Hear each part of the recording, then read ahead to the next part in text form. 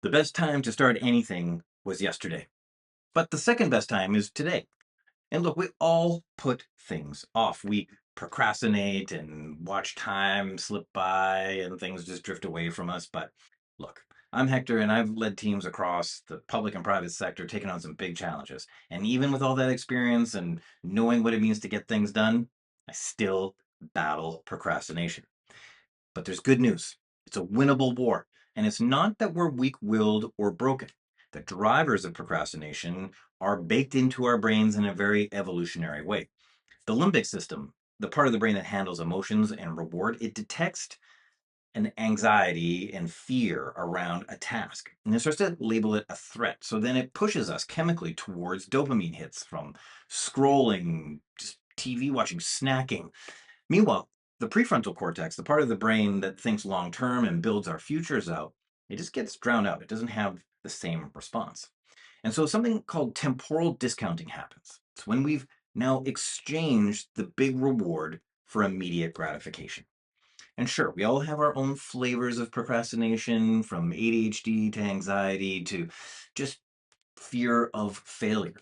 But look, one thing that matters here is that we're not alone. And this isn't new.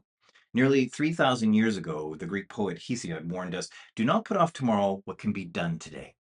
Martin Luther, who centuries later had every reason to delay because he was really risking his life by nailing that thesis to the church door, he said, how soon, not now, becomes never.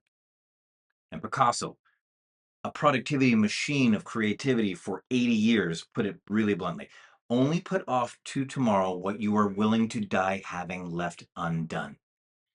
And that hits hard because, like it or not, we do run out of later. So here's the trick I've used for years: get present with the fact that life is finite. Psychologists call it mortality salience, and philosophers have called it existential urgency. The Stoics live by a simple motto: memento mori, or remember that you will die. But let's be clear, this is not morbid, it's liberating. When we hold our mortality in view, we become deeply present. And when we're present, the whole reward system in our brain shifts. Suddenly, taking one small step towards a big dream feels rewarding. Breaking a huge task into small pieces feels doable. Finishing one part today feels like a win, not a failure. And the stress and shame that comes from feeling overwhelmed evaporates. We ask for help sooner, we iterate instead of expecting perfection, we focus more easily, we enter flow, and we get things done.